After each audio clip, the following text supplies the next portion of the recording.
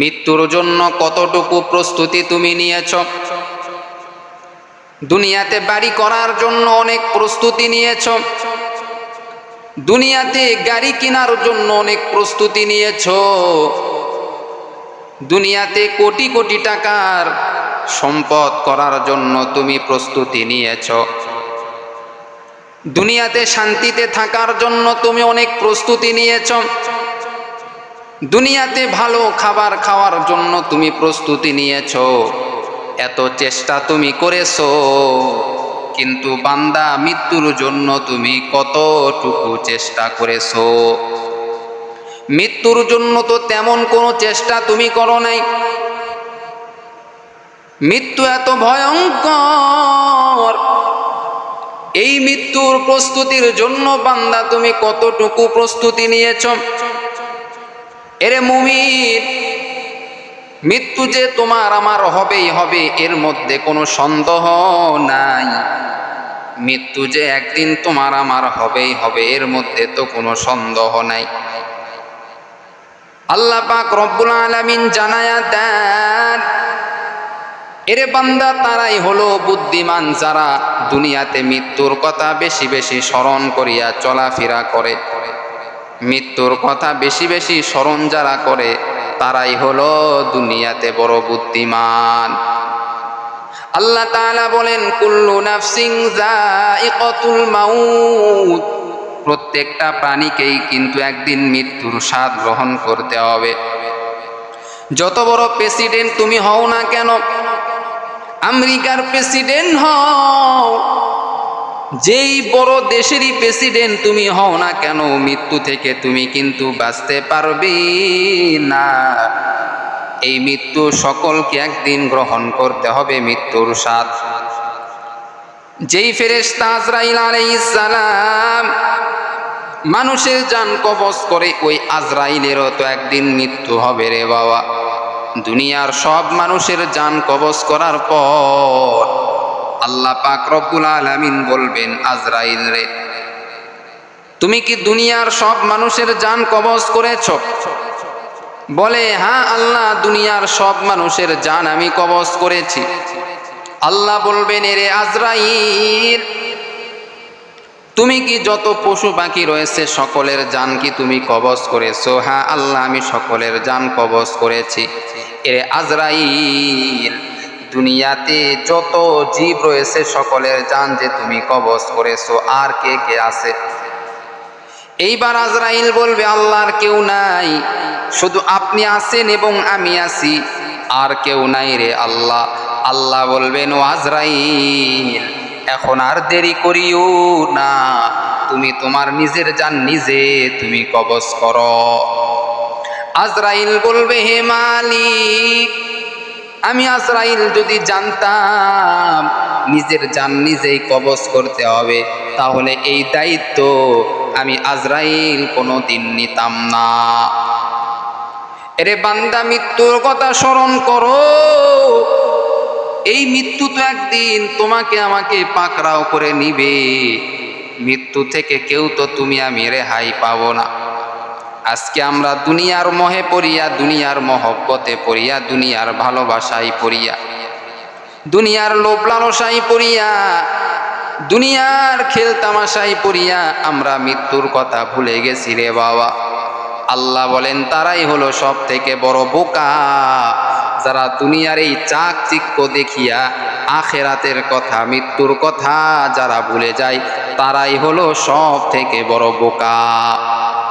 তারাই হলো সব থেকে বড় বোকা, যারা দুনিয়ার এই রং তামাশা, খেল তামাশা দেখিয়া আখেরাতের কথা ভুলে যায়, মৃত্যুর কথা ভুলে যায়।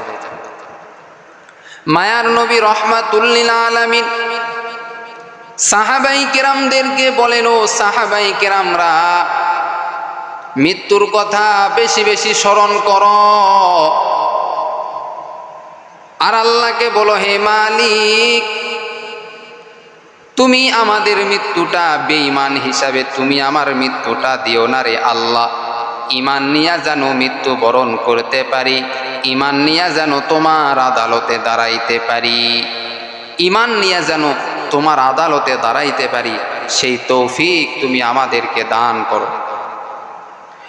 এরে বান্দা, মৃত্যুর কথা স্মরণ করো যদি তুমি বুদ্ধিমান হয়ে থাকো। অল্প বয়সে কত যুবক মারা যাইতেছে, হঠাৎ মৃত্যু হয়ে যাইতেছে।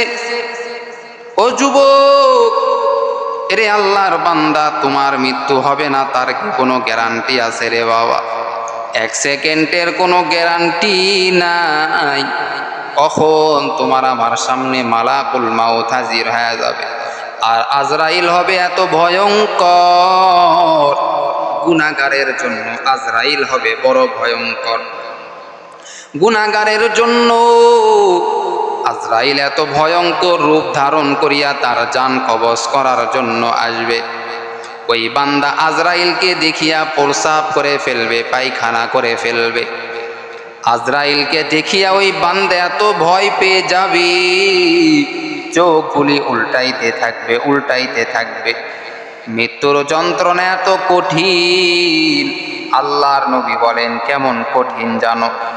কেমন কঠিন মৃত্যুর যন্ত্রণা জানো? বলে বান্দা, মৃত্যুর যন্ত্রণা এত কঠিন, তাজা একটি ছাগলের চামড়া যখন ছিঁড়া হবে, শরীর থেকে যখন আলাদা করা হবে, ওই ছাগলটা যেমন কষ্ট পায়, তার থেকেও বেশি কষ্ট পাবে বেঈমান বেনামাজির মৃত্যু যখন চলে আসবে। তার জান যখন কবজ করা হবে, ওই বেনামাজি নাফরমান তার থেকেও বেশি কষ্ট পাবে। ওরে বান্দা, দুনিয়াতে তুমি কত নাফরমানি করেছো, কত গুনাহের কাজ করেছো। তুমি গুনাহ করেছো, আমারও জীবনে গুনাহ, চোখের গুনাহ আছে, হাতের গুনাহ আছে, জবানের গুনাহ আছে, মিথ্যা বলার গুনাহ আছে। ওরে বান্দা, গুনাহ তো জীবনে আর তুমি আমি কম করি নাই। আল্লাহ বলে, বান্দা গুনাহ হয়ে গেছে, এখন তুমি তওবা করো। আল্লাহ বলেন, বান্দা তওবার দরওয়াজা আমি আল্লাহ খোলা রাখছি, তওবা করিয়া কবরে যাও। যেই বান্দা তওবা করবে না, তার মতো হতভাগা জমিনের মধ্যে আর কেউ হতে পারে না। এজন্য আল্লাহ বারবার বলতেছেন, তওবা করো। আল্লাহর একজন বান্দা সারাটা জীবন শুধু গুনাহ করেছে, মূর্তি পূজা করেছে। মূর্তির কাছে গিয়া বলতেছে, সনম। এইভাবে মূর্তির পূজা করে। প্রত্যেকটা দিন মূর্তির কাছে গিয়া সনম করে রে বাবা। একদিন হঠাৎ করিয়া গভীর রাত্রে উঠিয়া আল্লাহর এই বান্দা মূর্তির কাছে গিয়া এবার সনম বলা শুরু করেছে। হঠাৎ করে একবার বের হয়েছে সমাদ। আল্লাহর একটা নাম হলো সমাদ, আল্লাহ সমাদ। আল্লাহ তাআলা সঙ্গে সঙ্গে এই ব্যক্তিকে গায়বী আওয়াজ দিয়া ডাক দিয়া বলেন, ও আমার বান্দা, এতদিন তুমি মূর্তিকে ডেকেছো, সনম করিয়া ডেকেছো, আজকে আমি আল্লাহকে একবার কেন সমাদ বলে ডেকেছো? ও বান্দা, বোঝা গেল তুমি যদিও মূর্তির পূজা করো, তারপরেও তোমার অন্তরের মধ্যে আমি আল্লাহর মহব্বত ভালোবাসা আছে। ও বান্দারি, এখনো সময় আছে রে বান্দা, তওবা করিয়া ফিরে আসো। সঙ্গে সঙ্গে বান্দার অন্তরের মধ্যে ভয় ঢুকে গেল, আল্লাহর প্রতি একটা মহব্বত ঢুকে গেল। আল্লাহকে বলে, আল্লাহ, এতদিন আমি সনম করিয়া আমি মূর্তিকে ডেকেছি রে আল্লাহ, আজকে তোমার নাম ধরিয়া সমাদ ধরিয়া ডেকেছি রে আল্লাহ। ও আল্লাহ, জীবনে যা গুনাহ করেছি আর গুনাহ করতে পারবো না। ও আল্লাহ, তুমি আমাকে ক্ষমা করে দাও, মাফ করে দাও। ও আল্লাহ, আর আমি মূর্তির পূজা করব না রে মালিক। আজকে থেকে আমি আল্লাহর নামের জিকির করা শুরু করে দিব। আল্লাহর বান্দা ওই দিন থেকে আল্লাহর নামের জিকির শুরু করে দিল, আর মূর্তির পূজা করে না। এইবার আল্লাহর বান্দা শুধু আল্লাহর নামের জিকির শুরু করে দিয়েছেন। আল্লাহ আল্লাহ আল্লাহ নামের জিকির করে, সুবহানাল্লাহ আলহামদুলিল্লাহ নামের জিকির করে। এইভাবে এই বান্দা শুধু আল্লাহর নামের জিকির শুরু করেছে। ওরে বান্দা, তুমিও সারাটা জীবন যে গুনাহ করেছো, আল্লাহ বলে রে বান্দা গুনাহ করেছো, তাই কি হয়েছে রে বান্দা, এখনো তো সময় আছে। ও বান্দা, তওবা করার সময় আছে, এখনো বান্দা সময় আছে। আমি আল্লাহর দরওয়াজায় ফিরে আসো। আমি আল্লাহ তো বান্দা সব সময় গুনাহগার বান্দাকে ডাকতে থাকি, ও আমার গুনাহগার বান্দারা, এখনো আমি আল্লাহর কাছে তোমরা ফিরে আসো। যতই গুনাহ হোক না কেন, আমি আল্লাহ তোমাদের গুনাহ ক্ষমা করে দিব। আল্লাহ আল্লাহ क्या मुबारक नाम है, अल्लाह अल्लाह आशुकी का काम है। अल्लाह अल्लाह इचे शिरी निस्तो नाम, शिरे शकर में कुनद जानम तमाम। अल्लाह अल्लाह तू मेरा गफ्फार है, अल्लाह अल्लाह तू मेरा सत्तार है। আল্লাহ বলে বান্দা সময় আছে, এখনো সময় আছে, তওবা করো, তওবার দরওয়াজা খোলা আছে, আমি আল্লাহ তোমাকে ক্ষমা করে দিব। সুবহানাল্লাহ।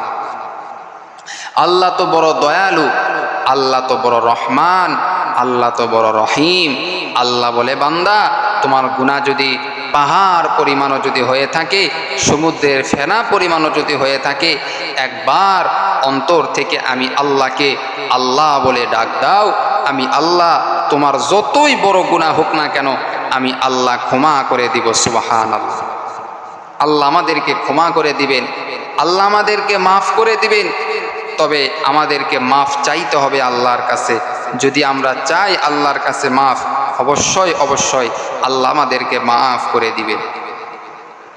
আল্লাহর একজন বান্দি সারাটা জীবন জেনা করেছে, জেনার মধ্যে সময় কাটাইছে আল্লাহর বান্দি।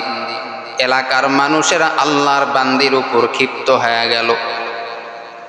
আল্লাহর এই বান্দিকে কেউ আর দেখতে পারে না, আল্লাহর এই বান্দিকে কেউ আর সহ্য করতে পারে না।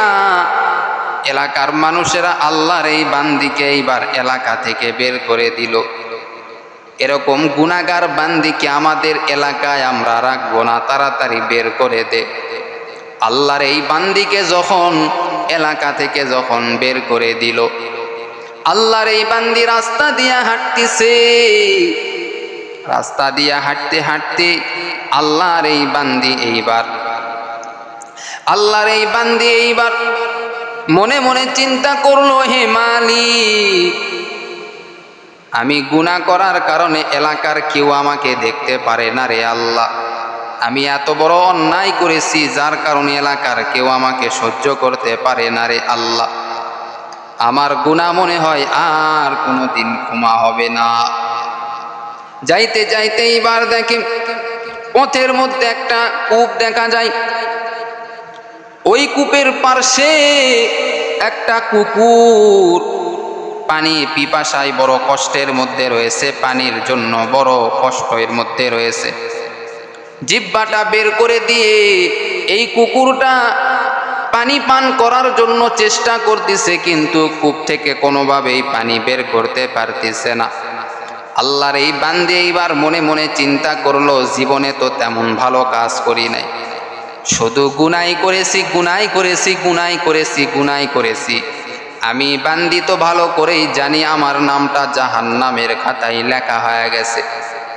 আমি তো জান্নাতে যেতে পারবো না, আমার নামটা জাহান্নামীদের খাতায় লেখা হয়ে গেছে। তারপরেও একটি ভালো কাজ আমি করে যাই, হতে পারে আল্লাহ আমাকে ক্ষমা করে দিবে। আল্লাহর এই বান্দি এইবার গুনাহগার বান্দি এইবার শরীরে ছিল ওড়না, ওড়নাটা এইবার ওড়না দিয়ে এইবার যখন আল্লাহর এই বান্দি ওড়নাটাই কূপের মধ্যে ফালায়া দিল, ফালা দেওয়ার পর ওড়নার মাথায় এইবার পানি যখন জমে গেল, এই পানিটা আল্লাহর এই বান্দি নিজ হাতে চিপে চিপে এই কুকুরটাকে পান করায়া দিল। আল্লাহ পাক রব্বুল আলামিন এই কারণে এতটাই খুশি হয়ে গেল, এতটাই খুশি হয়ে গেল।